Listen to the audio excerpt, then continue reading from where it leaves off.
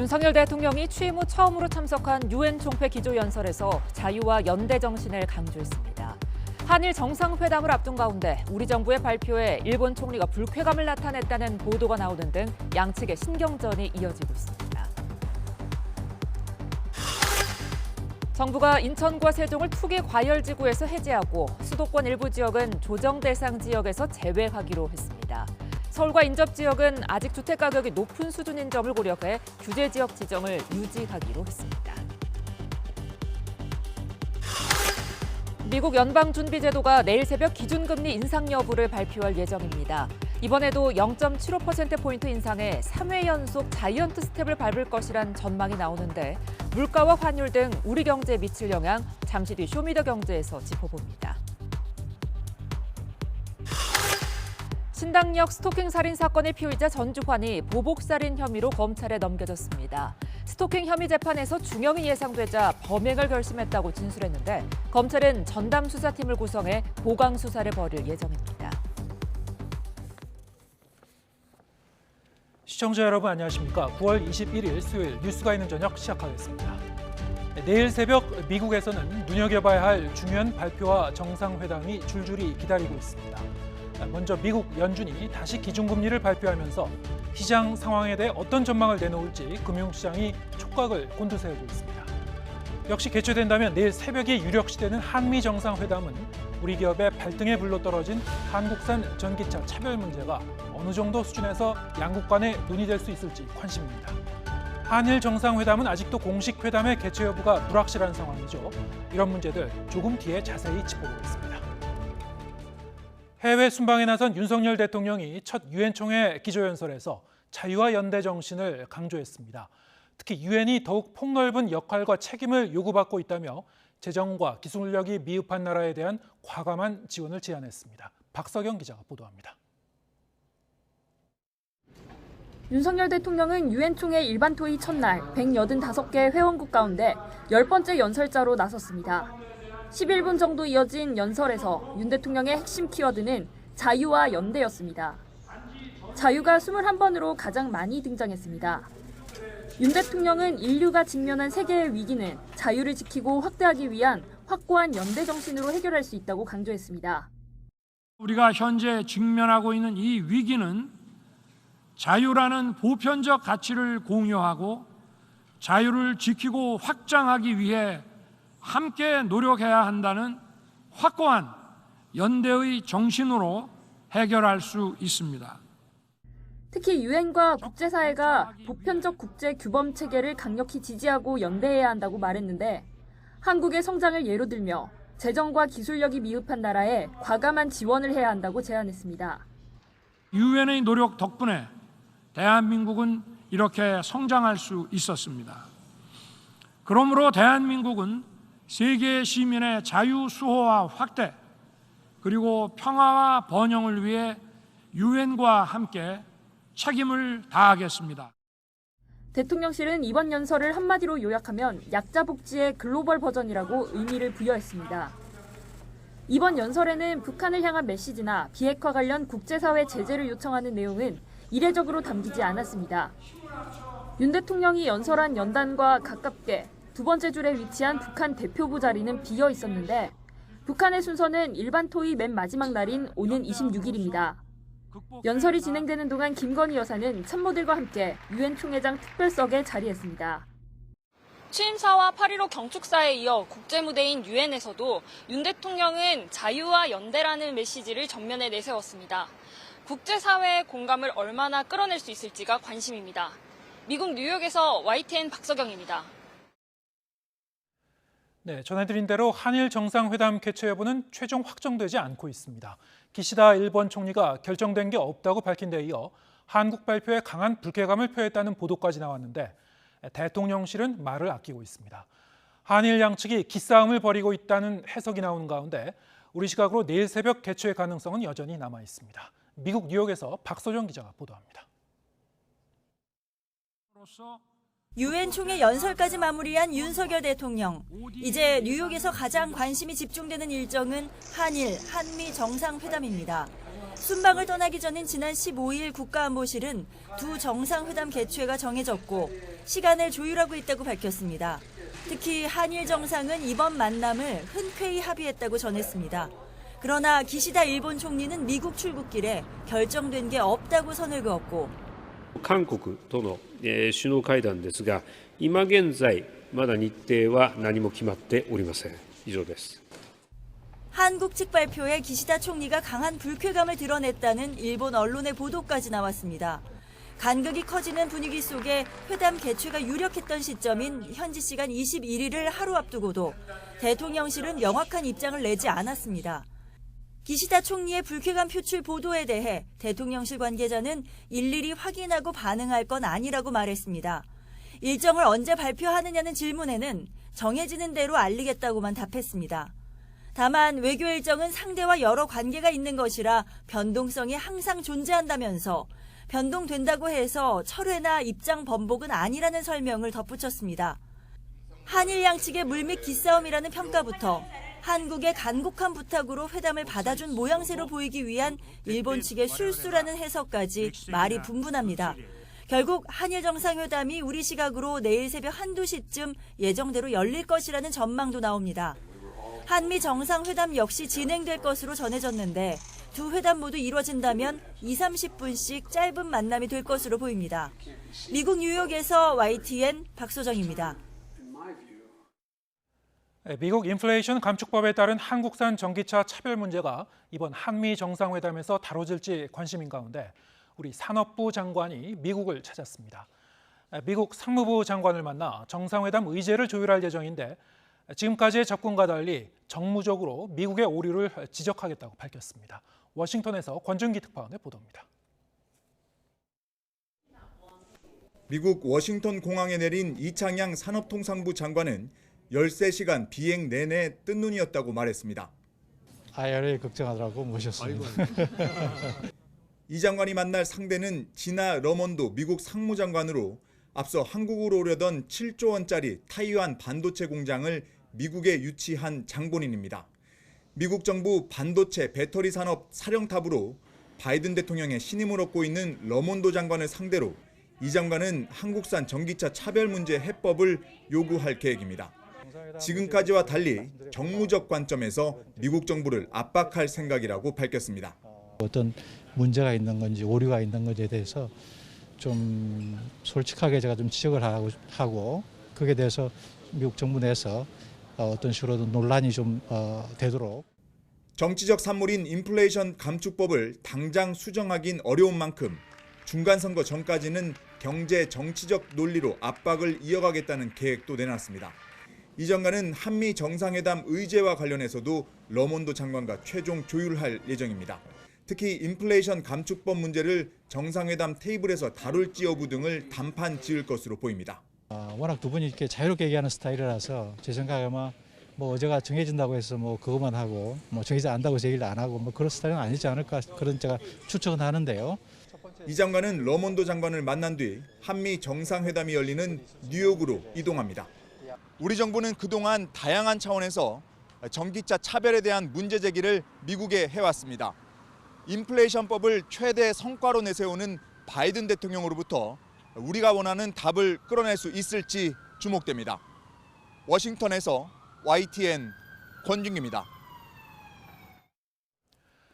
각국 정상들이 총집결한 이번 유엔 총회는 코로나19 사태 이후 3년 만에 처음으로 대면 형식으로 개막했습니다. 유엔 사무총장은 화석연료 업체 횡재세 부과를 공식 요청했습니다. 김상우 기자의 보도입니다.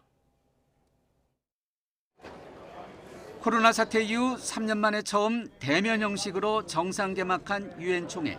가장 주목되는 주제는 전 세계 안보와 경제에 영향을 미치고 있는 우크라이나 사태입니다. 유엔 사무총장은 전쟁으로 세계는 분열이 깊어지고 위험에 처했고 마비됐다면서 식량과 에너지 가격 등으로 생활비가 치솟는 등 세계인이 고통을 받고 있다고 지적했습니다. 그러면서 화석연료 등의 업체에 횡재세를 부과해야 한다는 뜻을 거듭 피력했습니다. The fossil fuel industry is feasting on hundreds of billions of dollars in subsidies and windfall profits while households' budgets shrink and our planet burns. 지난달 초에도 횡재세 부과를 공론한 바 있는 구테우스 총장은 국제사회는 거대한 기능 고장 속에 꽉 막혀 있는 상태라면서 모든 선진국들이 횡재세를 부과해야 할 시점이라고 강조했습니다. It's high time to put fossil fuel producers, investors and enablers on notice. Polluters must pay. And today I'm calling on all developed economies to tax the windfall profits of fossil fuel companies. 영국은 지난 5월 석유와 가스 업체에 25%의 초과 윤세 부과를 입법화했고 미국은 비슷한 아이디어가 의회에서 제시됐지만 아직 입법에는 이르지 못한 상태입니다. 외교의 슈퍼볼로 불리는 유엔 총회의 고위급 주간이 시작돼 각국 정상 등 회원국 대표들의 연설이 이어지는 가운데 올해는 우크라이나의 젤렌스키 대통령만 화상 연설을 합니다. 의사기출상 일반 토의 참석자들은 반드시 대면 연설을 해야 하지만 우크라이나가 러시아의 침공으로 전쟁 중이라는 점을 고려해서 특별히 예외를 인정한 것입니다. YTN 김상호입니다. 네, 앞서 말씀드린 대로 윤석열 대통령이 오늘 새벽 유엔 총회에서 대비 무대를 치렀습니다. 기조연설에서 또다시 자유를 강조했는데요. 이번 연설에 담긴 의미와 남은 순방 일정 등에 대해서 오준 전 유엔 대사와 함께 짚어보겠습니다. 어서 오세요. 안녕하세요. 네. 네, 먼저 윤 대통령이 오늘 새벽 유엔 총회에서 기조연설을 했죠. 그 주요 발언 내용 먼저 듣고 얘기 이어가겠습니다. 국제사회에서도 어느 세계 시민이나 국가의 자유가 위협받을 때 국제사회가 연대하여 그 자유를 지켜야 합니다. 그러나 우리가 현재 직면하고 있는 이 위기는 자유라는 보편적 가치를 공유하고 자유를 지키고 확장하기 위해 함께 노력해야 한다는 확고한 연대의 정신으로 해결할 수 있습니다. 네, 윤 대통령의 오늘 연설 한 11분 정도 길이었는데 비교적 역대 대통령의 유엔 연설에 비하면 좀 짧은 길이었다고는 합니다만 네, 원래 15분까지 할 수 있거든요. 예, 그러니까 좀... 자유라는 단어가 이제 29번 한 번 나왔다고 하고요. 평소에도 여러 차례 연설에서 이런 자유나 연대 이런 그 부분을 강조해왔기 때문에 어떤 그 일관성이 있었다라는 그 평가도 있는 반면에 좀 내용이 좀 추상적이었다 이런 그 해석도 있고요. 어떻게 보셨습니까? 글쎄요, 국내적으로는 그 자유라는 개념을 대통령이 많이 사용하셨죠. 네. 근데 이제 유엔 연설에서는 제가 읽어보니까 그 국제사회의 연대 네. 그리고 또 세계 시민으로서의 기여 이제 이런 단어도 이번에 많이 사용하셨더라고요. 저는 우리나라의 국제적 역할이 중요하다고 보기 때문에 네. 그런 국제사회의 연대나 세계 시민을 언급하신 거는 긍정적으로 보고요. 다만 이 자유라는 부분은 조금 이제 어떻게 해석할지 여러 가지 해석이 나올 수 있을 것 같아요, 제 생각에. 예. 그런데 이제 유엔이나 국제사회에서는 인권이라든지 인간 안보라든지 이런 개념을 그런 뜻으로 많이 사용하는데 이제 굳이 자유를 강조하셨으니까 넓게 본다면 자유가 인권의 차원을 넘어서 지금 아까도 국가의 자유라고 그러셨잖아요. 네. 그러면은 생존이나 안보라는 뜻까지 포괄하는 뜻으로 자유를 사용하신 그런 것 같기도 하고요. 사실 이제 과거에도 루즈벨트 대통령이 빈곤으로부터의 자유라든지 아마티아 센이라는 그 노벨상 타신 분이 그 자유로서의 개발이라는 용어 같은 걸 써서 국제사회에서 그 인간 개발 지수라는 게 나왔었거든요. 네. 그렇게 볼 수도 있고요. 약간 좁게 본다면은 이 인권을 크게 자유권과 사회권으로 나누어 생각할 수 있는데 이제 보수적이거나 서구 국가들은 자유권을 중시하고 진보적이거나 사회주의 국가들은 사회권을 중시하니까 윤석열 대통령은 보수적인 정치 지도자니까 자유권을 중시했다 이렇게 해석할 수도 있을 것 같습니다. 예.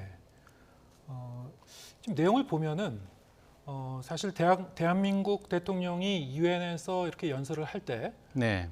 역대 대통령의 연설에서는 거의 항상 한반도 평화라든가 아니면 북한에 대한 직접적인 언급이 있었습니다만 이번 연설에서는 이제 그 부분이 이제 빠져 있었습니다. 상당히 좀 특이한 부분이었는데 어떻게 보셨습니까? 과거에도 대통령들이 유엔 연설할 때 뭐 우리 관심 사항만 얘기한 건 아니죠. 네. 그러니까 그런 글로벌 이슈, 다른 국제적인 관심사도 이야기는 했습니다. 그런데 이제 이번에는 특히 더 우리 직접 관심사에 대한 언급은 최소화한 것 같은데요. 네. 그것이 이제 우리가 선진국이 될수록 우리의 관심사와 글로벌 이슈가 서로 일치하니까 이제 그래서 그렇게 되는 부분도 있고, 그 다음에 이제 북한에 관한 부분은 북한은 유엔에서는 북한 핵 문제, 북한 인권 문제거든요. 그러니까 북한을 언급하면 일단 북한을 비판하고 시작해야죠. 네. 유엔에서 볼 때는. 그렇기 때문에 그런 북한에 대한 부정적 언급으로 말하자면 연설문을 채우는 것을 좀 피하려고 하지 않았을까 그런 생각도 듭니다. 일부러 북한을 지금 자극할 필요는 없다. 뭐 이런 네. 어떤 그 양자적으로 네. 북한과의 문제는 양자적으로 하지 유엔에 나가서 예. 북한의 인권, 북한의 핵 문제가 중요한 문제이긴 하지만 그건 다른 기회가 있으니까 이번에는 글로벌 이슈 중심으로 하자, 아마 이렇게 한 게 아닐까. 네, 알겠습니다. 지금 내일 새벽에 이 한미 정상회담이나 한일 정상회담이 열릴지 열린다면 어떤 의제로 어떤 형식으로 진행이 될지 상당히 관심인데요. 상당히 좀 이례적으로 이렇게 몇 시간밖에 남지 않은 시점에서도 정확한 그 공지가 좀 안 되고 있는 부분이 있습니다. 특히 한일 정상회담 같은 경우에는 뭐 열릴지 안 열릴지도 지금 확실하게 얘기는 안 하고 있는 것 같은데요. 하나하나 좀 얘기를 해보죠. 일단 한미 정상회담 같은 경우에는 뭐 열릴 가능성은 높은 것 같고, 일단 의제가 어떻게 설정될지가 이제 관심인데요. 뭐 이 양국 간에 뭐 여러 현안이 있습니다만 지금 미국이 중간 선거를 앞두고 인플레이션 감축법과 연동해서 우리 업체들이 좀 불이익을 받는 부분, 이런 부분이 좀 의제로 어느 정도 직접적으로 들어갈지가 관심입니다. 어떻게 전망하시는지요? 그런 문제들이 논의될 수밖에 없을 거라고 저는 생각합니다. 네. 그러니까 지금 한미 간에는 최근에 특히 그 경제 협력이나 이런 분야에서 또 군사 동맹으로서도 굉장히 그 관계가 말하자면 활성화되고 있기 때문에 예. 어떤 긍정적인 주제 의제들도 있지만 지금 그 미국의 인플레 감축법 이것 때문에 우리 기업들이 어떤 좀 손해를 볼 수밖에 없는 이런 상황은 한국 대통령으로서는 제기하지 않을 수 없을 거라고 보고요. 저는 한미 관계가 최근 긍정적인 분위기를 타고 있기 때문에 미국 측에서도 어떻게 하든 한국 측의 우려를 감안하는 그런, 물론 이번 회담에서 무슨 해결책이 나오진 않겠죠. 예. 그러나 한국 측의 우려를 감안하는 방향으로 검토를 하겠다고 하는 어떤 긍정적인 프로세스, 과정 이런 것을 시작하려고 할 걸로 예측합니다. 네. 문제는 이제 어느 정도 선에서 논의가 될지 이 네. 부분인데 바이든 대통령이 이제 중간 선거를 앞두고 있어서요. 우리 정부 입장에서는 그 한미 동맹 강화를 외교 정책의 최우선 순위로 계속 좀 강조하고 있는 상황인데 미국에서는 최근 들어서 이 자국 우선주의로 가는 그런 경향이 또 굉장히 뚜렷해지고 있어서요. 우리로서는 상당히 좀 당황스러운 그 부분도 있을 것 같습니다. 네, 사실은 인플레이션 감축법 같은 것은 뭐 우리를 겨냥해서 만든 법은 아니죠. 네. 그 이제 사람들에게 전기차를 많이 타게 하려고 전기차를 타면은 말하자면 보조금을 준다. 그런데 보조금을 받으려면 그 자동차나 배터리를 미국에서 만들어야 된다. 기본적으로 이거거든요. 예. 그러니까 우리가 미국에 이제 자동차, 전기 자동차 공장도 만들고 있지만 시간이 걸리니까 당장은 우리 기업이 손실을 본다. 이런 게 핵심이기 때문에 어떻게든 저는 해결책이 모색될 수 있을 거라고 봅니다. 지금 이창양 산업통상부 장관도 이제 미국으로 가서요. 카운터파트인 그 미국 상무장관을 만나서 뭐 의제라든가 여러 가지 논의도 같이 이제 진행한다고 하죠. 이번에는 좀 정무적으로 우리가 미국 측의 오류도 지적할 건 지적하겠다. 말하자면 할 말은 하겠다라는 그런 그 취지의 얘기를 했는데 어떻게 보시는지요? 우리 입장에서 한국 입장에서 이 한미 동맹 간에 다른 측면에서는 뭐 적극 협조하고 있습니다만 경제 분야에서 이렇게 좀 그 이해관계가 좀 충돌하는 부분이 나올 때 이게 양국 간의 협조를 구하더라도 한국 내 여론도 상당히 좀 봐야 되니까요. 만약 이런 식으로 계속 흘러갈 경우에는 한국 내 여론도 심상치 않아질 수도 있고, 그럼 우리가 협조해주는 그 부분에도 여러 가지 이제 문제가 생길 수 있다. 뭐 경제라든가 뭐 이 공급망 관련 동맹이라든가 여기에도 어떻게 될지 모른다라는 어떤 좀 압박을 가할 필요도 있다고 보시는지요? 그렇죠. 특히 말하자면 우리의 입장은 한미 관계는 특별하니까 예. 우리에게도 특별한 경제적 고려가 있어야 한다. 이거 예. 아니겠습니까? 그리고 우리 기업들이 미국에 반도체 공장을 짓는다든지 또 뭐 자동차 관련해서 대규모 투자를 한다든지 그런 결정을 최근에 내렸고 그런 것들이 우리도 한미 관계를 의식해서 미국에 대한 그 경제 관계 강화에 특별한 고려를 하니까 네. 상대방도 그렇게 해줄 필요가 있다. 예. 이런 입장을 얘기할 수 있죠. 예. 한일 정상회담 짚어보겠습니다. 자, 이 한일 정상회담도 정말 끝까지 양측 간에 좀 신경전, 기싸움을 벌이는 그런 양상인데요.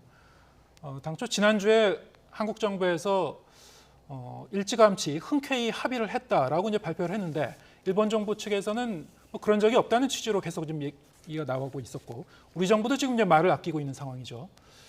어떻게 보시는지요? 이게 일본 정부 측에서 좀 과도한 반응을 보인 거다, 좀 무례했다라는 시각도 있고 우리 정부에서 이 정상회담 발표는 기본적으로 이 동시 발표가 원칙인데 좀 너무 서둘렀던 거 아니냐 이런 시각도 있고 어떻게 보시고 계십니까? 그러니까 우리가 뭐 정상회담을 한다고 정식 발표한 건 전 아니라고 보는데 예. 그러나 이제 원칙적으로 하기로 했고 일자만 잡으면 된다 이렇게 얘기가 나온 것 같으니까 네. 일본 측이 볼 때는 그것도 지금 완전히 합의되지 않은 걸 이야기한 걸로 아마 받아들일 수 있겠죠. 그런데 사실은 이제 한일 정상회담은 한미 관계와는 달리 지금 어떤 회복이 필요한 관계이기 때문에 양측 모두 정치적 부담이 크죠. 네. 그래서 회담이 되느냐 안 되느냐도 그 정치적 상징성이 크고요.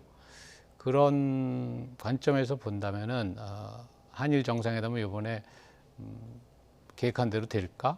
그다음에 된다면 어떤 논의가 가능할까?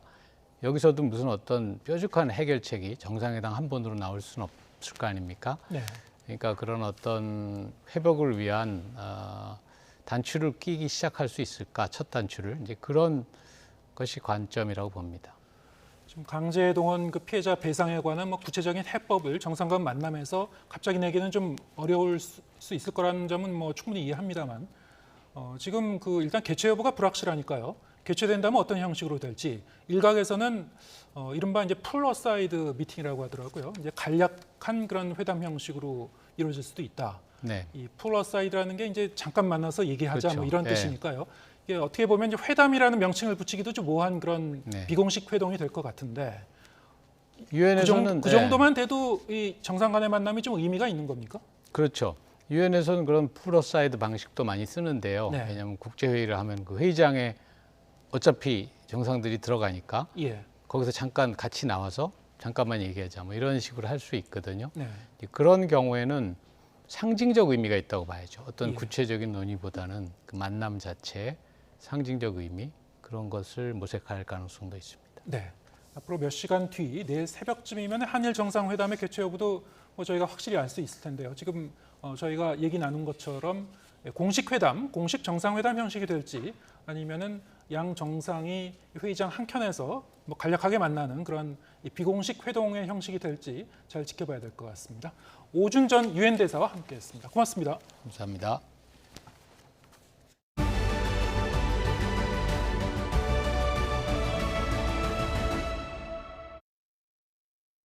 윤석열 대통령 해외 순방을 둘러싼 정치권의 날선 공방이 계속되고 있습니다. 민주당은 정부가 엇박자를 내고 있다며 조문 외교 논란을 부각했고 국민의힘은 야당의 외교 참사라는 나쁜 프레임을 씌우고 있다며 적극 엄호에 나섰습니다. 김경수 기자입니다.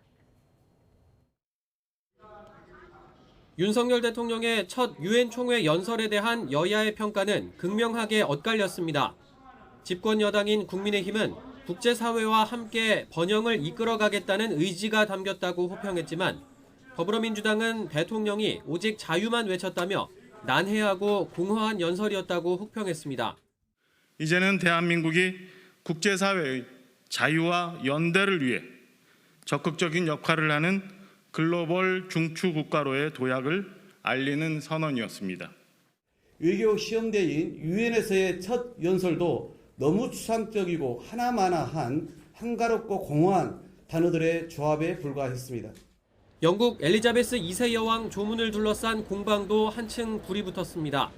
민주당은 윤 대통령의 조문 취소 논란을 두고 대통령실과 국무총리, 외교부 해명이 제각각이라며 난맥상을 부각했습니다. 또 총성 없는 외교 전쟁에서 윤 대통령의 순방 외교는 참사급으로 비화했다며 맹공을 퍼부었습니다. 윤석열 대통령처럼 늦게 도착한 다른 나라 정상은 조문을 했는데 정작 한덕수 총리는 상황 파악도 제대로 못한 것이 대정부 질문에서 드러났습니다.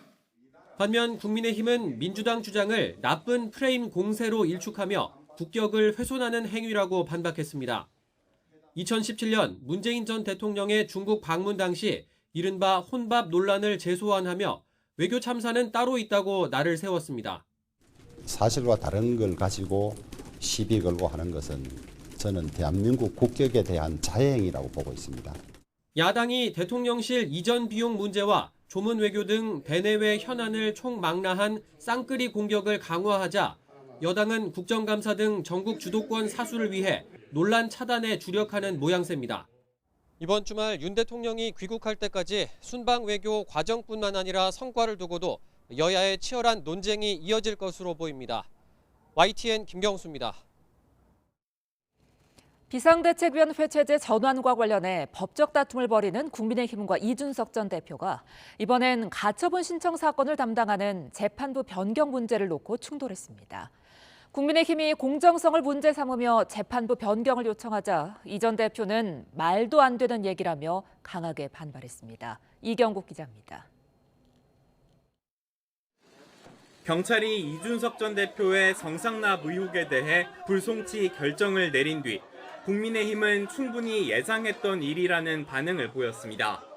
핵심은 여전히 수사가 진행 중인 무고와 증거인멸 교사 혐의라는 겁니다. 이 전 대표가 징계에 발단이 됐던 사건에 대해 완전히 면죄부를 받은 게 아닌 만큼 새로 꾸린 비대위 체제의 안착에 더욱 힘을 쏟기로 했습니다.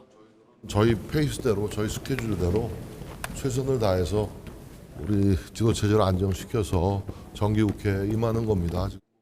잇따라 판정패를 당했던 이 전 대표와의 소송전에도 새로운 카드를 꺼내들었습니다.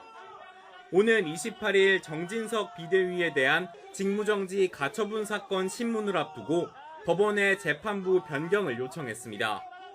판사의 공정성이 의심되는 만큼 다른 재판부가 사건을 맡아야 한다고 주장했습니다. 정당의 자율성, 자주성을 인정했던 그 헌법 정신에 반하는 판단을 했다고 우리가 봤기 때문에 법원은 이에 대해 아직 뚜렷한 결론을 내리지는 않았습니다. 다만 판사와 변호사가 친족 관계일 때를 대비한 예비 재판부만 존재한다며 재판부 변경 가능성에 사실상 선을 그었습니다. 이 전 대표는 당을 향해 비판을 쏟아냈습니다. 재판부 변경 요청을 시간을 끌기 위한 지연 전술로 규정하고 날을 세웠습니다. 제기된 가처분 신청만큼 재판부가 필요하단 거냐며 말도 안 되는 얘기라고 지적했습니다. 자신을 잡을 시간에 물가와 환율을 잡았으면 상황이 나았을 거라며 당과 대통령실을 싸잡아 꼬집기도 했습니다. 이 전 대표 변호인단 역시 입장문을 통해 당이 법원을 겁박하고 사법부를 신여화하겠다는 거라고 맹비난했습니다. 소송전이 장기화하며 양측의 갈등의 골이 더 깊어지는 모양새입니다. 오는 28일에는 가처분 신청 사건 심리와 함께 이 전 대표에 대한 추가 징계가 결정될 수 있는 윤리위 회의까지 잡혀 있습니다. 또 한 번의 운명의 날을 앞두고 양측의 날선 공방은 계속될 전망입니다. YTN 이경국입니다. 탈북어민 북송 사건을 수사하는 검찰이 김현철 전 통일부 장관을 이틀 연속 소환했습니다. 문재인 정부 청와대 윗선 수사가 턱밑까지 다다른 모습입니다. 나혜인 기자입니다. 김현철 전 통일부 장관이 피고발인 신분으로 연이틀 검찰 조사를 받았습니다. 김 전 장관은 2019년 11월 직권을 남용해 귀순하겠다는 탈북어민 2명을 강제 북송한 혐의로 시민단체와 국민의힘 등에서 고발됐습니다. 이번 사건으로 검찰에 소환된 문재인 정부 장관급 인사는 김 전 장관이 처음입니다. 김 전 장관은 당시 남으로 내려온 어민들이 동료 선원 16명을 살해한 흉악범이라는 점을 강조하며 북송은 정당했다고 주장하고 있습니다.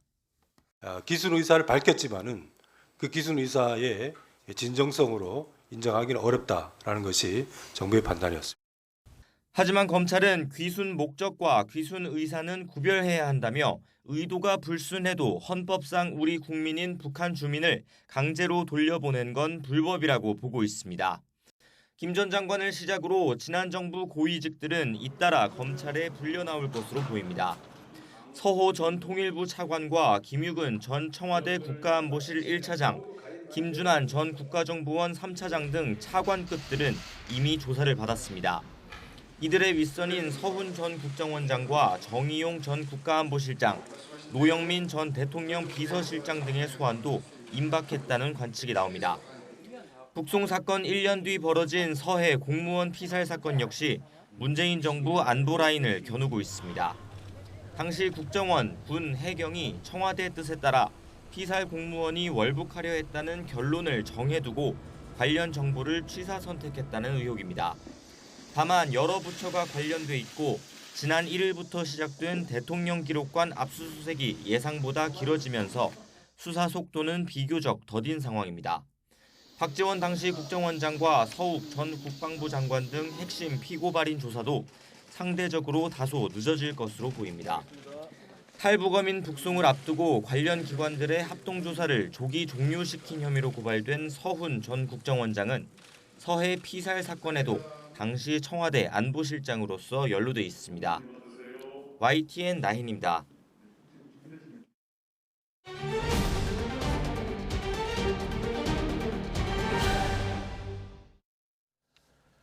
네, 오늘의 정치권 소식 정가 브리핑에서 김준일 뉴스톱 대표와 함께 짚어보겠습니다. 어서 오세요. 안녕하세요. 네, 오늘 28일로 예정됐던 법원의 가처분 신청 신문 관련해서 국민의힘이 이 재판부 변경을 요청했었죠. 법원이 사실상 선을 그었습니다. 예. 네. 그러니까 뭐 두 가지 이유입니다. 하나는 지금 현 재판부, 그러니까 황정수 이제 부장판사죠. 50일 이제 민사부인데 여기에 이 황정수 부장판사 이 재판부가 정치에 개입, 그러니까 정치에 개입한다 일종의, 그러니까 정치의 자율성을 인정하지 않는 것이 문제가 있다라는 거 하나. 그리고 전주의 의원이 지금 이거를 국민의힘에서 담당하고 있는데 서울대 법대 동기다. 그러니까 예, 담당 판사하고 동기니까 이게 이제 재척 사유가 된다, 기피 사유가 된다라는 건데 이준석 대표가 지적했듯이 본인들이 어떻게 보면 유리할 수도 있는 유리한 사안인데, 예, 그거를 말을 하는 게 조금 이거는 시간 지연 작전이다라는 거고 지금까지 지금 일련의 과정들을 보면은 몇 가지 이제 국민의힘이 의견서를 내서 예전에 김영삼 대통령이 긴급 명령한 것을 이제 어떤 비상 상황으로 경제를 선언한 것은 정치의 자율성을 인정해야 되니까 재판부 개입하지 마라 하나. 그리고 정진석 비대위원장이 법원이 정치에 군림하려 한다고 한다 또 하나. 그리고 이것도 하나. 그러면은 뭐 상식적으로 재판부가 좋아하겠습니까? 이렇게 계속 뭐라고 하면은.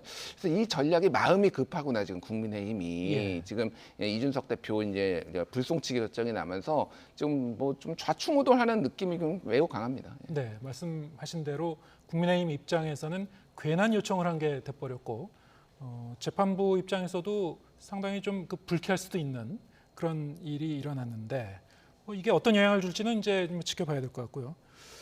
경찰이 어제 이준석 전 대표에 대해서 불송치 결정을 내렸죠.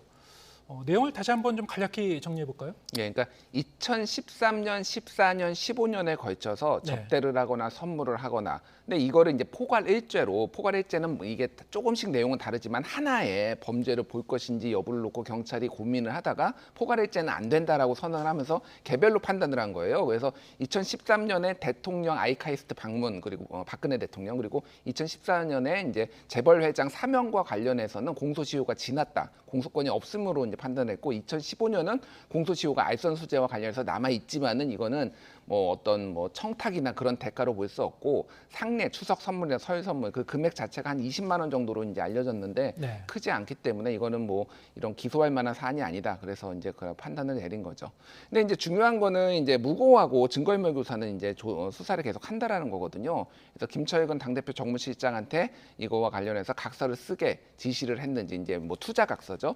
그리고 이제 무고 같은 경우에는 그러면은 이 중요한 거는 그러면 무고는 공소시효가 상관없이 성접대 여부가 있었는지 없었는지를 밝히겠다는 거거든요. 네. 근데 이제 주목할 거는 그겁니다. 어제 이제 많이 관측들이 나온 게 이 불송치 결정서 내용에서 뭐 공소시효는 지났지만은 이준석 대표가 성접대를 받은 것으로 보인다 이런 내용이 들어갈 수도 있다 관측들이 나왔어요. 사유를 적을 것이다라는 아주 예상이 있었죠. 상세하게 적을 것이다. 왜 예. 그러냐면은 그 이재명 당대표가 이제 그 변호사비 대납과 관련해서 거짓말을 했다라는 거 관련해서 검찰이 이제 그 선거법 위반을 그거를 이제 불기소를 하면서 결정서에다가 하지만은 변호사비 대납 가능성이 있다라고 하면서 굉장히 자세히 썼거든요. 네. 이제 그런 식으로 하지 않을까 그랬는데 아예 경찰이 그런 거를 굉장히 드라이하게 그러니까 그런 내용이 다 빠졌습니다. 이거는 그렇게 해석할 수가 있어요. 지금 이거를 입증하는 것 자체가 쉽지가 않구나. 네. 성접대가 있었다. 워낙 오래전 일이고 증거나 증인도 없기 때문에 그래서 좀 지켜봐야 되겠지만은 뭐 이준석 대표한테는 좀 청신호가 켜진 거 아니냐 이렇게 봐야 될 것 같아요. 자, 이게 그러면은 지금 당장 그 추가 징계를 추진하고 있는 국민의힘에 어떤 영향을 미칠지 두 가지 해석이 나오는 것 같습니다. 일단은 이준석 전 대표의 이 혐의를 입증하는데 지금 말씀하셨다시피 경찰이 어떤 뚜렷한 그 사유를 적기도 모호한 상황. 그렇게 되면은 이제 좀 중한 그 징계를 내리기도 좀 애매한 상황 아니냐. 뭐 이런 시각도 있고 또 이제 여론의 동향도 봐야 되니까요. 하지만 또 한편으로는 그럼에도 불구하고 국민의힘은 이 가처분 이 신청에 대한 심리가 열리는 28일 전이라도 서둘러 징계에 들어갈지도 모르겠다 이런 전망도 엇갈린 전망이 좀 나온 것 같습니다. 어떻게 보십니까? 일단 지금까지 국민의힘과 윤리위가 해왔던 방식을 봤을 때 네. 이거는 중징계를 계속 할 가능성이 높다라고 봐야 돼요. 왜냐하면 이미 형평성 논란이 있었고 절차적 정당성 논란이 있었는데 형평성 논란은 이런 거죠. 김성태 전 의원하고 염동연 전 의원이 당원권 정지 3개월 받았거든요. 네. 대법 확정 판결을 받고 KT 인사청장과 광원랜드 인사청탁 때문에 받은 거예요. 근데 그때 뭐 당에 대한 기여와 헌신 그런 거를 감안해가지고 3개월인데 그런데 대법원 확정 판결까지 받은 게 범죄가 3개월인데 이게 6개월이 당한 거죠. 이준석 대표에 대한 6개월이 말이가 되느냐 이런 어떤 형평성 논란이 하나가 있었고 네. 절차적 정당성은 대법원 확정 판결이 나서야 이렇게 뭐 징계를 했는데 이거는 아직 경찰이 기소도 안 한 사건을 가지고 그리고 증거인멸 교사 같은 경우에도 지금 수사를 하고 있는 거잖아요. 이걸 보고한 게 아니잖아요. 그때 당시에 징계 사유가 됐던. 예. 그렇다고 본다면 이것도 이제 이미 무리였다. 라는 것들이 어느 정도 이제 드러난 건데 이미 무리수를 던진 상황에서 지금 뭔가를 바로잡기에는 너무 좀 많이 왔다. 네. 좀 어렵다라고 봤을 때 지금은 이준석 대표에 대한 징계는 그 발언을 가지고 좀 세게 가지 않을까 그렇게 보여지고요. 그래서 지금 뭐 이제 당원권 6개월 정지 6개월보다 높은 게 무조건 나와야 되거든요. 그래서 네. 이제 세 가지 얘기가 나오고 있습니다. 제명, 탈당 권유 그리고 뭐 당원권 정지 몇 년. 이렇게 네. 나오는데 이 당원권 정지 몇 년 이 시나리오가 최근에 좀 급부상하고 있어요. 왜냐하면은 제명이나 탈당 권유를 할 경우에 탈당 권유는 열흘 안에 안 나가면은 제명을 하는 거니까 사실상 같은 효과거든요. 근데 만약에 이제 그럴 경우에는 밖에 나가서 다른 정치적 행동, 뭐 창당을 한다든지 이런 거에 대한 명분을 줄 수가 있기 때문에 예. 그래서 오히려 당에 묶어두기 위해서 당원권 정지 뭐 1년, 2년, 3년 이런 식으로 할 가능성 이런 거를 배제할 수 없다 이렇게 보여집니다. 당원권 정지 2년, 3년, 예. 지금이 6개월 정지니까요. 그걸 이제 더 늘릴 경우에는 당에 이제 묶어두는 효과가 있기 때문에 이제 외부로 나가서 신당 창당을 막는 효과가 있을 것이다. 또 다른 이제 옵션이 말씀하신 대로 이 탈당 권유하고 제명인데 제명 같은 경우에는 뭐 가장 이 중한 그 징계입니다만은 국민의힘 최고위원회의 의결을 또 거쳐야 되는 그런 부분이 있지 않습니까? 예. 그러니까 탈당 권유 같은 경우에는 의결이 필요 없는 거죠. 그렇죠. 그러니까 약간 이상합니다. 사실은 제일 중징계가 제명인데 그거는 의결을 거쳐야 되는 거고 이거는 탈당 권유는 의결을 안 거치니까 어떻게 보면 사실상 제일 중요한 게 탈당 권유나 마찬가지예요. 그것도 사실상 제명으로 가는 수순인데. 예, 그렇죠. 뭐 본인이 나갈 이유가 없기 때문에 그런 거라서 이제 뭐 알 수 없습니다. 알 수는 없지만은 그런 전망들이 나오는 거는 앞에서 말씀드렸듯이 좀 약간 명분이 좀 적었던 중징계가 나왔던 것이 연장되지 않을까. 그리고 그게 이제 가처분 신청에서 그 이제 나오기 전에 이제 당원권이 없음으로 만들어 가지고 이 사건을 각하로 만들려는 뭐 그런 의도가 있는 거 아니냐 이런 관측들이 나오고 있죠. 네. 지금 말씀하신 그 부분도 사실 논란은 있는 것 같습니다. 만약에 이제 제명 수순으로 갈 경우에 아니면 이게 당원권을 이제 장기간 정지하는 거는 이제 또 다른 문제이긴 합니다만 이준석 대표가 국민의힘에서 이제 나와버리는 그런 상황이 됐을 경우에 그게 가처분 신청에 그럼 직접적인 어떤 영향을 줄 수 있는 요인이 되는 건지 여기에 대해서도 이제 사람마다 좀 해석은 다른 것 같아요, 사실은. 그러니까 뭐 그것도 이제 진짜 법조인들마다 의견이 좀 분분합니다. 네. 근데 이제 중요한 거는 이준석 대표는 본인이 당 대표로 복귀하는 일정을 지금 내년 1월 9일을 보고 있잖아요. 네. 그 6월까지 이제 당 대표잖아요. 그 이후에는 사실은 이게 이제 의미가 없는 거예요. 이 가처분 신청이 어떻게 되든. 그러니까 지금 그래서 이준석 대표는 국민의힘 주류 측이 시간 지연 전술을 쓰고 있다. 그리고 이거를 또 가처분을 또 2심 대법원까지 가져갈 경우에는 사실 그 정도 걸리거든요. 꽤 오래 걸리거든요. 네. 그래서 그런 식으로 이제 사실상 당대표를 복귀하지 못하게 하려는 거 아니냐 이런 거를 가지고 있고 뭐 여러 가지 시나리오가 있어서 지금 전망하기는 어렵습니다만 어쨌든 다음 주 초에 윤리위가 28일 이전에 열리는지 여부를 봐야 될 것 같아요. 그러면은 거의 윤곽이 드러날 것이다. 그러면 중징계가 뭐 좀 예상이 된다 이렇게 말씀드리겠습니다. 네. 지금 국회에서는 4월째 대정부 질문이 진행 중인데요. 이 대정부 질문과는 이제 별도로 이 여야의 이제 이 입법 경쟁 이것도 상당히 좀 관심입니다. 민주당 입장에서는 지금 그 이른바 이제 민생 법안을 적극적으로 이제 추진하려고 하는 태세고 국민의힘에서도 여러 가지 이제 주요 법안을 이제 추진하려고 하는 것들이 있죠. 공통되는 법안도 있지만 또 대부분 법안은 이제 서로 밀고 있는 법안이 다릅니다.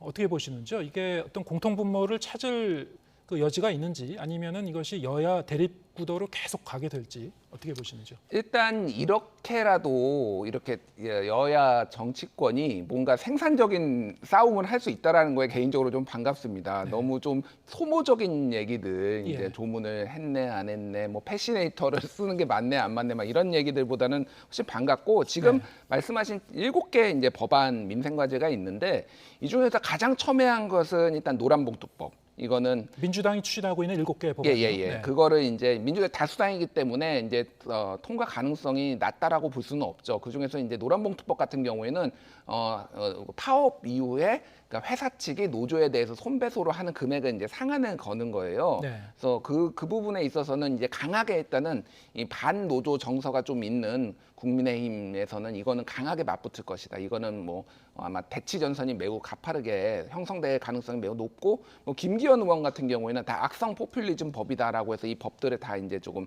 비판하는 글을 페이스북에 썼거든요. 이 중에서 조금 이제 그나마 뭐 합의가 가능한 거 이런 거는 뭐 쌀값 정상화법 이런 거 같은 경우에는 쌀이 너무 많이 생산이 돼서 값이 떨어졌을 때는 정부가 의무적으로 수매하는 거 이런 거거든요. 그래서 농민 대책이 지금 필요한 상황이라서 이런 거는 야당이 단독으로 지금 상임위에서 처리를 해가지고 조금 여당이 지금 뭐 화가 난 상황이지만은 이런 거 같은 경우에는 조금 합의 가능성이 있다라는 거고 기초연금 노인 기초연금을 30만 원에서 40만 원으로 올리는 거는 지금 윤석열 대통령의 공약이었거든요, 그게. 근데 지금 재정이 없기 때문에 지키기 어려운 그런 상황인데 그런 것도 민주당에서 강하게 추진을 할 경우에는 이거는 또 약간 예전에 재난지원금처럼 또 무조건 반대하기는 어려운 상황. 그래서 같이 합의를 볼 가능성 이런 것도 배제할 수 없습니다. 민주당 쪽에서 지금 추진하고 있는 기초연금 확대법은 국민의힘이 얘기했던 것보다 훨씬 그 지급 대상을 좀 늘리는 것 같습니다. 예, 그럼 뭐 아동 뭐 이런 것까지 다 포함이 됐는데 그런 거는 이제 조율이 되겠죠, 그러니까. 네, 이 대상 이 어르신들의 이 범위도 확대가 되고 이렇게 되면 예산이 굉장히 많이 들어가게 된다.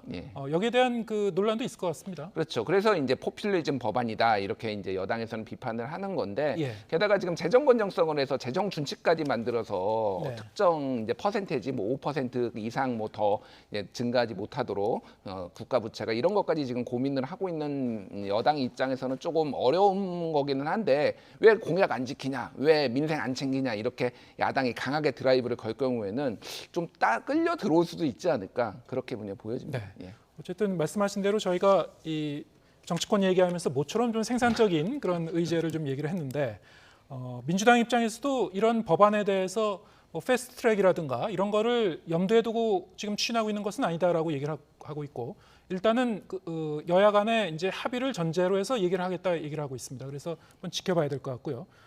이 중에서도 이제 납품 단가 연동 제도 같은 경우에는 또 양당 간에 큰 이견 차이가 없다는 얘기도 있으니까요. 예, 네. 국민의힘에서도 그 부분을 주장을 과거에 했기 때문에 예. 정도의 차이인 것 같습니다. 예, 알겠습니다. 네, 오늘 말씀 여기까지 듣겠습니다. 김진일 뉴스톱 대표와 함께했습니다. 고맙습니다. 감사합니다.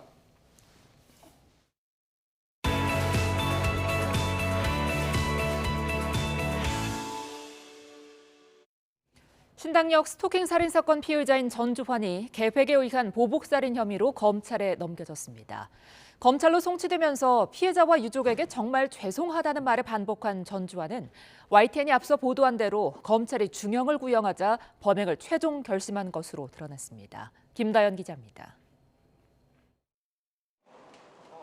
신상공개 결정이 난 전주환이 고개를 숙인 채 경찰서를 빠져나옵니다. 피해 여성과 유가족에게 정말 죄송하다는 말을 반복했습니다. 피해자 스토킹하고 불법 촬영한 혐의 인정하십니까? 정말 죄송합니다. 죄송하다는 말씀 말고 하실 말씀 없으십니까? 제가 진짜 미친 짓을 했습니다. 범행 후 도주 계획은 부인했으며 사전에 인출하려던 돈은 부모님에게 주려 했다고 말했습니다. 범행 후 도주하려고 하신 건 아닌가요? 아닙니다. 돈을 왜 뽑으셨나요? 부모님 드리려고 했습니다. 전주환은 지난 14일 밤 서울 신당역에서 회사 동료이자 자신이 스토킹해오던 20대 여성을 미리 준비한 흉기로 숨지게 한 혐의로 검찰에 넘겨졌습니다. 앞서 YTN이 보도한 대로 전주환은 지난해 경찰 수사가 시작되자 범행에 쓰인 흉기를 구입했고 한 달 전쯤부터 범행을 최종 결심한 걸로 드러났습니다.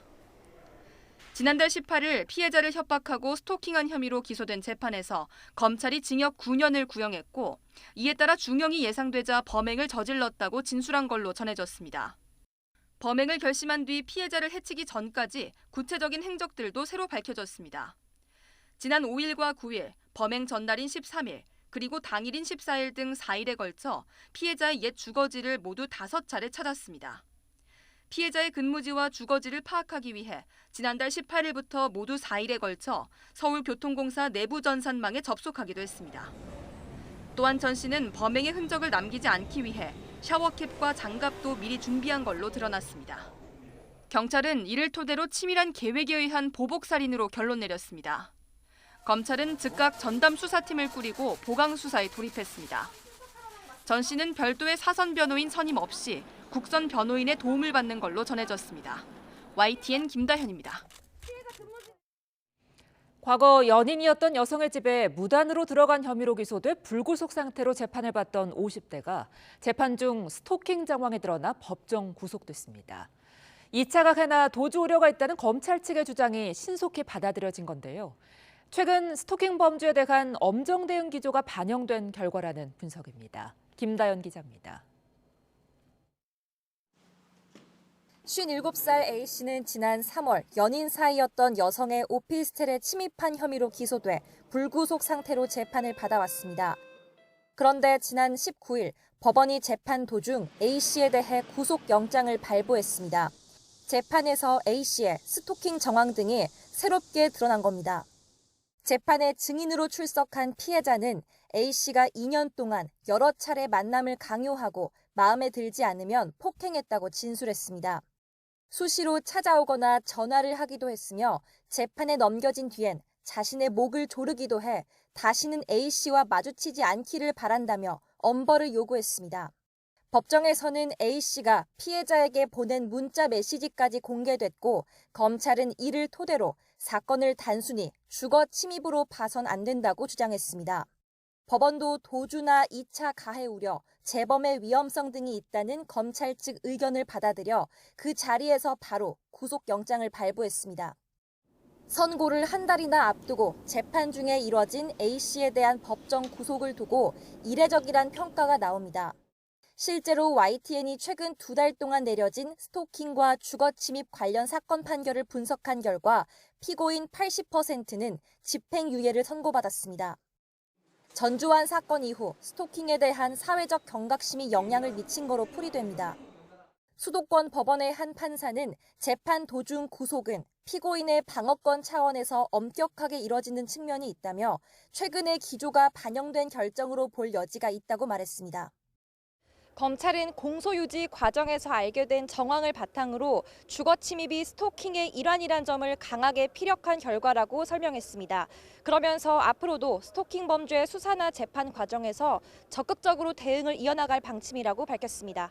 YTN 김다연입니다.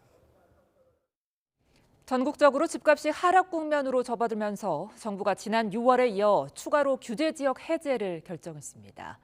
인천과 세종의 투기 과열지구 지정을 풀고 수도권 일부 지역과 세종을 뺀 광역시도를 모두 조정 대상 지역에서 해제했습니다. 최기성 기자입니다.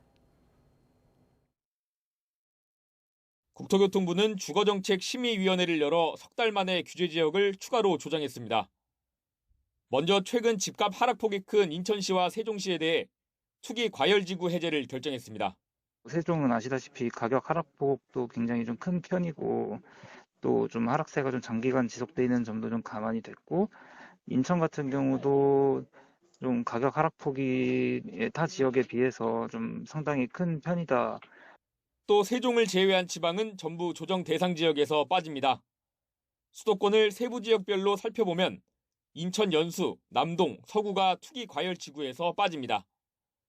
경기 안성, 평택, 양주, 파주, 동두천시는 조정 대상 지역에서 해제됩니다.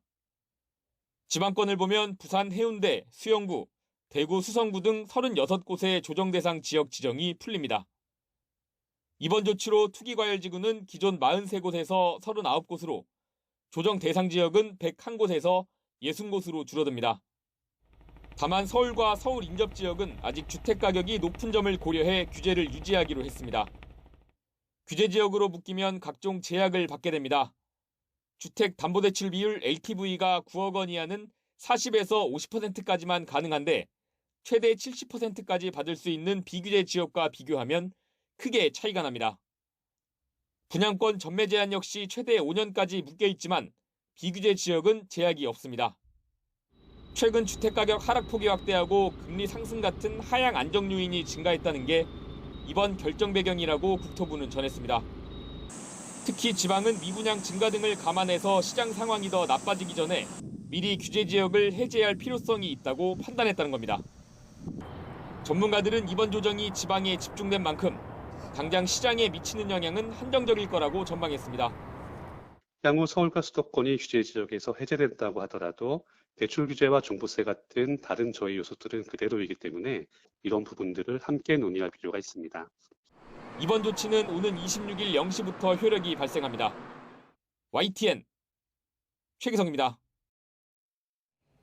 미국 중앙은행인 연방준비제도가 우리 시간으로 내일 새벽 기준금리 인상 여부를 발표합니다. 연준은 이번에도 기준금리를 0.75%포인트 인상해 3회 연속 자이언트 스텝을 밟을 것으로 보입니다. 보도에 김원배 기자입니다. 미국 중앙은행인 연방준비제도가 우리 시간으로 내일 새벽 이틀간의 연방공개시장위원회 정례회의를 마치고 기준금리 인상 여부를 발표합니다. 관심은 0.75%포인트 인상이냐, 1%포인트 인상이냐로 모아지고 있습니다. 미국의 금융시장은 연준이 지난 6월과 7월에 이어 이번에도 기준금리를 0.75%포인트 인상할 것으로 예상하고 있습니다. We believe that 75 is already baked in. We believe that the market's already anticipated that. We don't believe that the 100 basis points is prudent at this time, simply because if you take the rate hikes that we've started essentially only in March, we're close to pushing 400 basis points between now and year end if the Fed continues on this current trajectory. 연준이 이번에 기준금리를 0.75%포인트 인상할 경우 미국의 기준금리는 3.00%에서 3.25% 사이로 높아지게 됩니다. 이렇게 되면 미국의 기준금리가 다시 우리나라의 기준금리보다 높아지는 금리 역전 현상이 발생하게 됩니다. 이번 회의에서는 또 연준 위원들의 올해 연말 기준금리 전망치를 담은 점도표와 경제 성장률 전망치도 함께 발표됩니다. 지난 6월에 연준 위원들은 올 연말에 기준금리가 3.4%까지, 내년 말에는 3.8%까지 오를 것으로 예상했습니다. 그러나 이미 많은 전문가가 올해 말에 미국의 기준금리가 4%를 약간 웃돌 것으로 예상하고 있습니다. 내일 새벽 연방공개시장위원회 정례회의가 끝나면 올해 남은 회의는 현지 시간 11월 1, 2일과 12월 13, 14일 두 차례입니다. YTN 김원배입니다.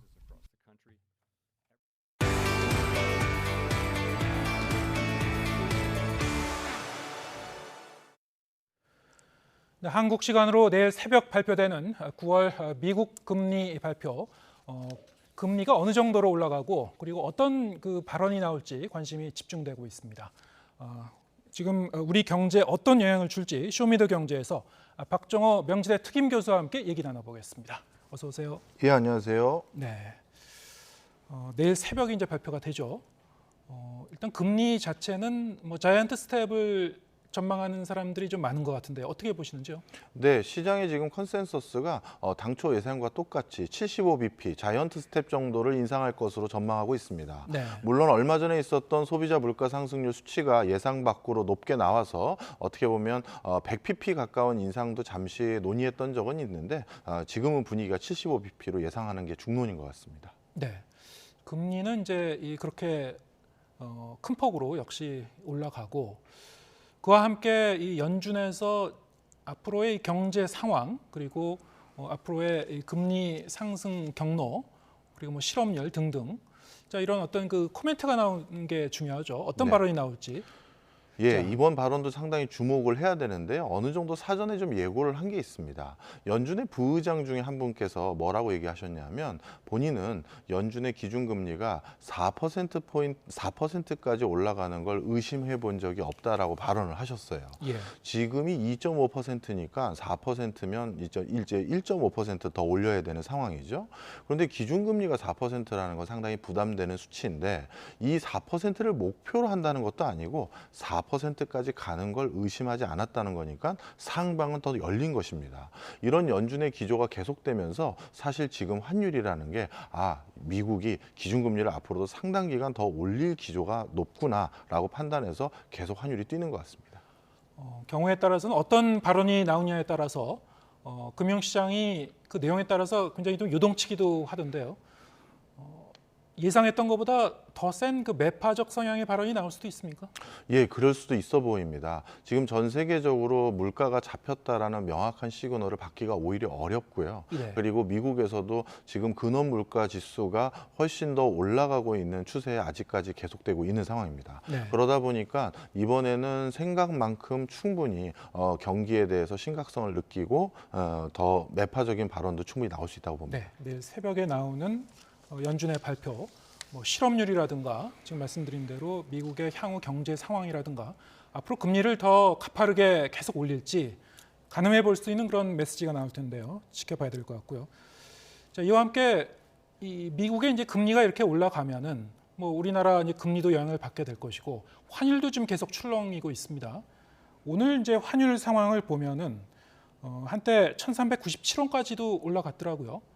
1,400원을 언제 뚫느냐 이게 이제 이 초미의 관심사인데 그 천장까지는 아직 올라가고 있지 않은 것 같습니다. 아슬아슬하게 그 직전에서 멈춰서고 그런 모습인데 어떻게 보셨습니까? 네, 사실 어떻게 보면 금융권에서는 공공연한 비밀 아닌 비밀인데요. 국가에서 인위적으로 1,400원이라는 숫자가 워낙 상징적인 의미가 있다 보니까 1,399원이라든가 1,370원 이쯤 언저리에 왔었을 때는 달러를 풀어서 인위적으로 환율이 1,400원이라는 숫자는 찍히지 않도록 어느 정도 개입을 하고 있는 건 사실입니다. 인위적으로 지금 조정을 하고 있는 것이다. 예, 맞습니다. 왜냐하면 시장을 더더욱 불안전하게 만들 필요는 없기 때문에 네. 정부에서 적극적인 노력을 지금 실질적으로 하고 있는 상황이에요. 예.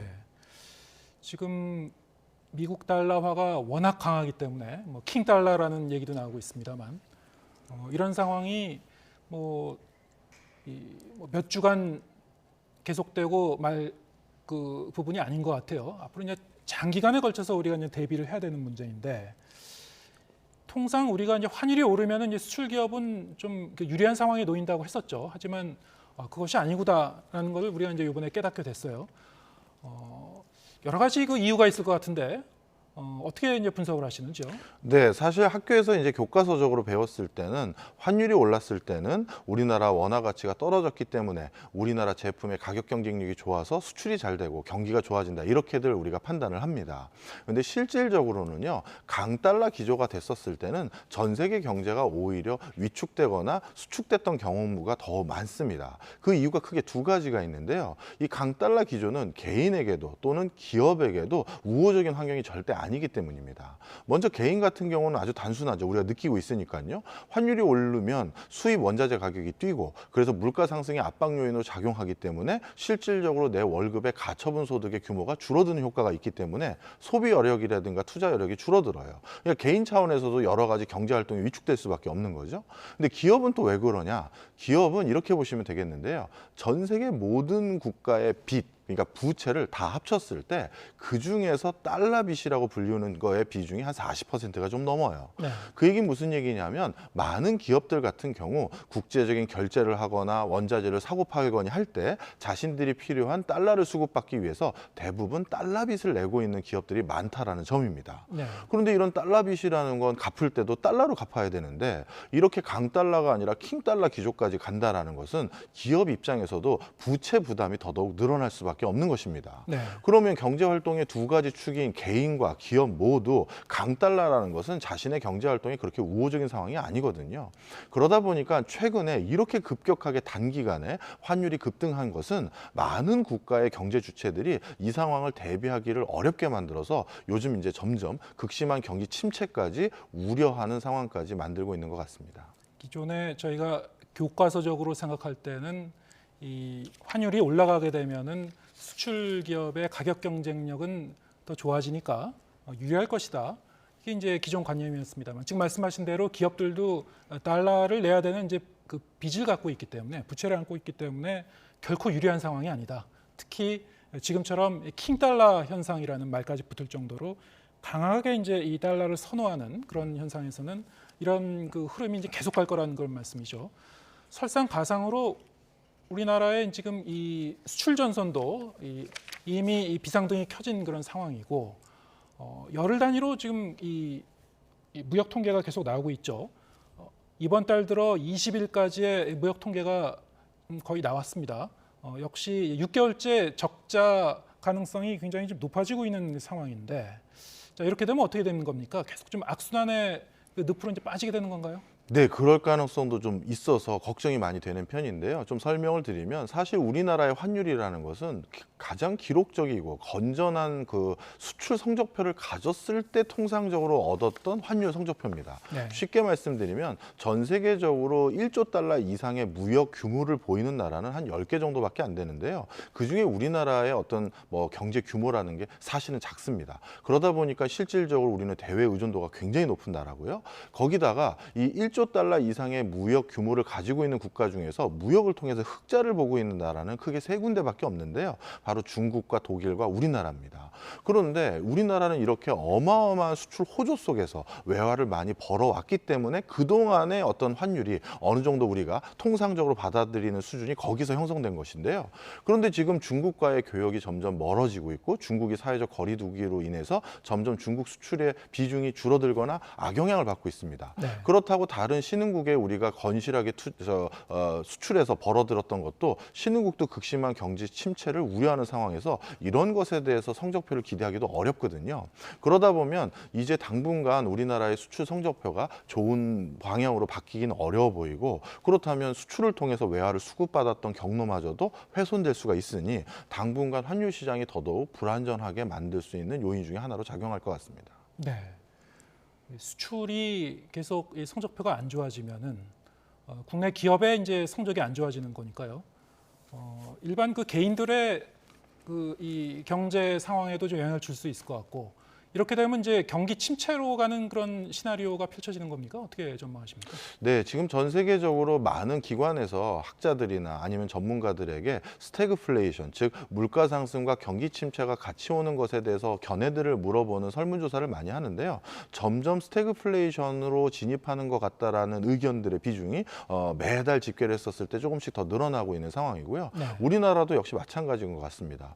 우리나라가 지난 몇 년 동안 내수 경제가 안 좋았음에도 불구하고 경제가 잘 돌았던 것은 수출이 견실한 역할을 해줬기 때문인데 지금 수출마저도 이렇게 삐걱거리게 된다면 우리나라도 사실 경기에 대해서 그렇게 낙관할 수는 없는 상황으로 바뀌어버리는 것이죠. 네.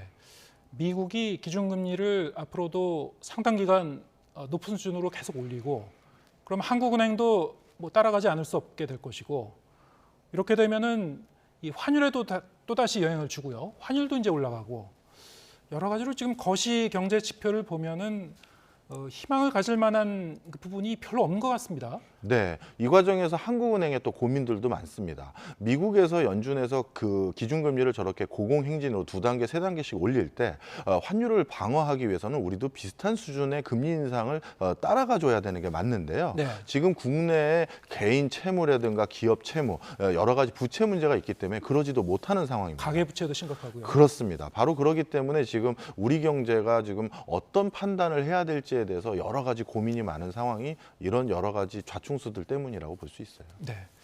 좀 저희가 이제 희망을 찾을 만한 부분을 얘기해드리면 좋을 텐데 지금 상황은 상당히 좀 어두운 편인 것 같고요. 네.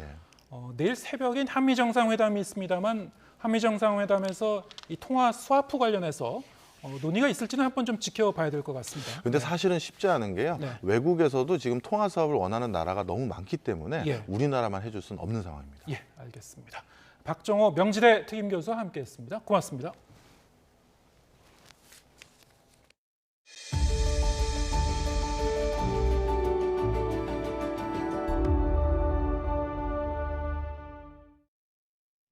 온라인에서 화제가 된 소식을 전해드리는 오늘 세 컷.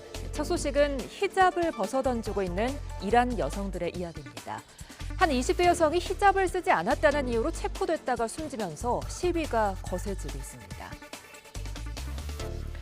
지난 16일 20대 여성 아미니는 히잡을 쓰지 않았다는 이유로 경찰에 붙잡힌 뒤 조사를 받던 중 숨지고 말았는데요.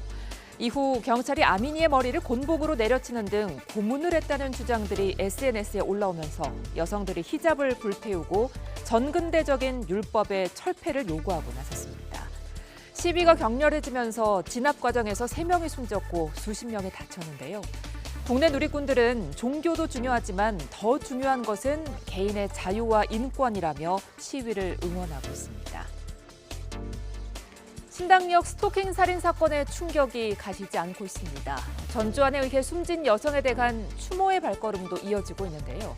한 시민단체 조사 결과 직장 내 젠더 폭력 5건 가운데 한 건이 스토킹이라고 합니다.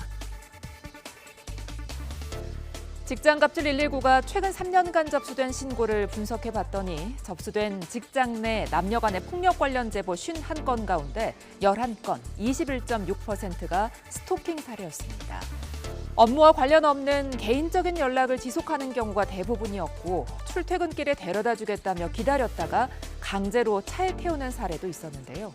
강압적 구애가 8건, 고백 거절에 따른 보복이 7건, 악의적인 추문 유포 행위가 7건으로 뒤를 이었습니다. 흔히 부자를 지칭할 때 백만장자라는 말을 쓰시죠. 그러면 실제 우리나라엔 백만장자가 얼마나 될까요? 글로벌 투자은행 크레딧 스위스가 내놓은 보고서를 보면 지난해 기준으로 우리나라 백만장자는 129만 명이나 되는 것으로 나타났습니다. 보유 자산을 기준으로 글로벌 상위 1%에 들어가는 한국 성인은 104만 3천여 명, 상위 10%에 속하는 성인은 1,848만 3천여 명으로 집계했는데요. 이 은행은 코로나19 대유행 과정에서 자산 가격이 급등하면서 빈익빈 부익부가 심화되고 세계적으로 초고액 자산 가수가 늘어났다고 분석했습니다. 지금까지 오늘 세 컷이었습니다. 블라디미르 푸틴 러시아 대통령이 우크라이나 전쟁과 관련해 군 동원령 발동을 전격 발표하고 러시아 보호를 위해 모든 수단을 동원하겠다고 강조했습니다. 푸틴 대통령은 오늘 연설에서 러시아와 러시아의 주권, 통합성 보호를 위해 부분적 동원을 추진하자는 제안을 지지할 필요가 있다고 생각한다고 말했다고 전했습니다. 그러면서 이미 해당 대통령령에 서명했으며 동원 조치는 오늘부터 시작될 것이라고 덧붙였습니다. 다만 이번 동원령이 전 면적이 아닌 부분적 동원령임을 강조하면서 현재 예비역 상태에 있는 사람들이 소집될 것이며 우선 군에 근무했고 특정 전공과 상응하는 경험을 가진 사람들이 대상이 될 것이라고 설명했습니다. 러시아 국방부는 이와 관련해 예비군 30만 명이 동원될 것이라고 발표했습니다. 이처럼 푸틴 러시아 대통령이 군 동원령을 전격 발표한 데 대해서 우크라이나 측은 짐작하고 있던 일이라고 반응했습니다. 미하일로 포돌리아크 우크라이나 대통령 보좌관은 로이터 통신에 푸틴이 내린 동원령은 전쟁이 러시아의 계획대로 돌아가지 않는 점을 분명히 보여주는 예견된 수순이라고 말했습니다. 이어 푸틴 대통령은 정당하지 않은 전쟁과 악화하고 있는 자국 경제 상황에 대한 책임을 서방에 전가하려고 하는 것이라고 덧붙였습니다. 우크라이나의 영토 탈환 공세가 거세지고 있는 가운데 우크라이나 내 러시아 점령지에서 러시아로 정식 합병을 위한 주민투표가 이달 23일에 일제히 실시됩니다. 우크라이나는 힘으로 러시아의 위협을 제거하겠다고 경고했고 미국 등 서방은 사기 투표라며 결코 인정하지 않겠다고 밝혔습니다. 김진호 기자의 보도입니다. 우크라이나 내 러시아 점령지 행정부들은 오는 23일부터 27일까지 러시아로의 합병을 위한 주민투표를 실시하기로 결정했습니다. 대상 지역은 우크라이나 동부 도네츠크 인민공화국과 루안스크 인민공화국 등 친러시아 세력이 독립을 선포한 공화국은 물론 남부 자포리자주와 헤르손주까지 포함하는 러시아 점령지 전체입니다.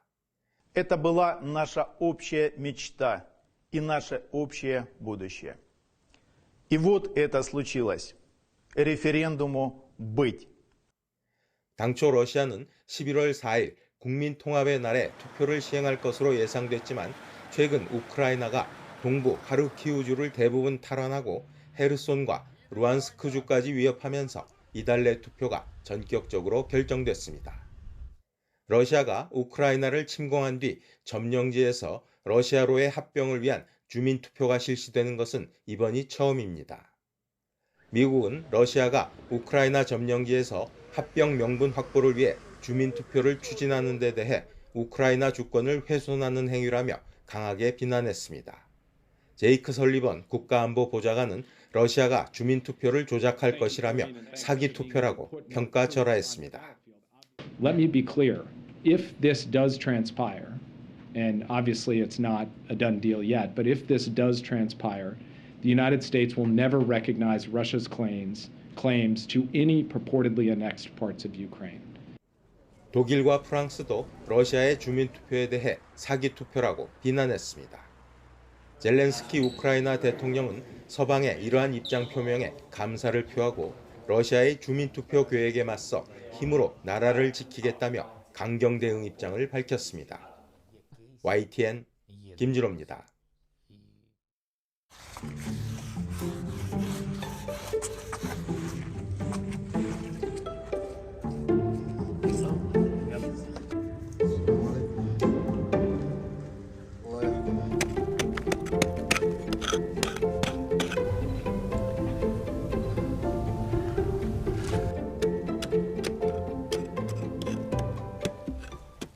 بحثت في النت كان يعني استعانت بابن اخوي على اساس انه له في امور النت فعرفنا انه هذه اللي هي فسيفساء وتابعه اللي هو العهد البيزنطي.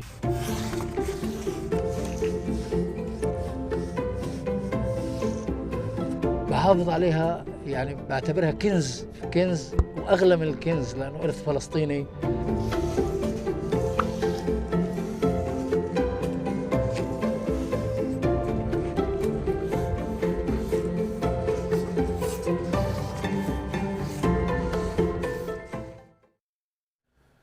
오미크론 변이 바이러스에 대응하기 위해 개발된 코로나19 개량 백신 접종이 다음 달 11일부터 시작됩니다. 고위험군부터 시작되는데요. 기초 접종을 마친 일반 성인도 잔여 백신으로 접종할 수 있습니다. 신윤정 기자입니다.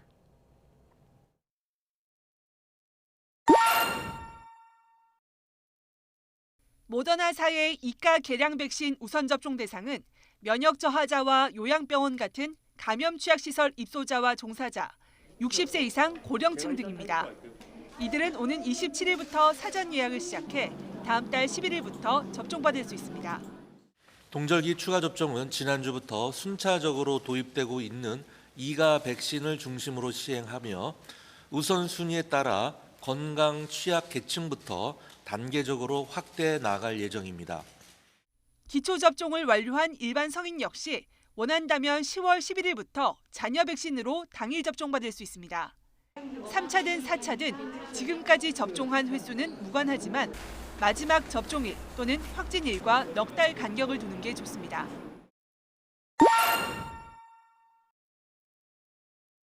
방역당국은 이 백신이 기존 백신보다 초기 바이러스와 오미크론 변이는 물론 현재 우세종인 BA.5에도 69% 높은 예방 효과를 보였다고 밝혔습니다. 일각에서는 개발된 지 얼마 안 된 만큼 안전성에 대한 우려도 나오지만 이상 반응 빈도가 기존 백신보다 낮다며 안전성 역시 검증됐다고 강조했습니다. mRNA 백신 접종은 전 세계에서 수십억 명의 접종을 통해서 안전성과 유효성이 확인된 바 있는 백신입니다. 또한 이가 백신의 경우 임상시험과 또 식약처 허가 등을 통해서 안전성이 어느 정도 확인되었다고. 다만 mRNA 백신 접종을 원치 않는 경우 노바백스와 스카이코비언 등 단백질 재조합 방식 백신으로도 추가 접종받을 수 있습니다. 정부는 화이자사의 이가 백신도 국내 도입 절차가 마무리되는 대로 접종에 활용한다는 방침입니다. YTN 신윤정입니다.